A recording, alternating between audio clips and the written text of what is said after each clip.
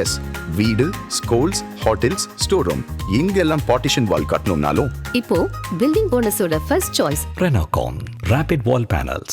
இளைஞர்களுக்கு உதவித்தொகை வழங்குவதற்காக பாபு அசோனி என்ற புதிய திட்டத்தை அசாம் அரசு அறிவித்துள்ளது. அசாமில் சென்ற 2024ஆம் ஆண்டு நிஜூட் மொய்னா என்ற திட்டம் தொடங்கப்பட்டது. அதன் மூலம் உயர்கல்வி படிக்கும் பெண்களுக்கு உதவித்தொகை வழங்கப்படுகிறது. அதே போன்ற ஒரு திட்டத்தை ஆண்களுக்கும் வழங்க வேண்டும் என நீண்ட காலமாக கோரிக்கை நீடித்தது.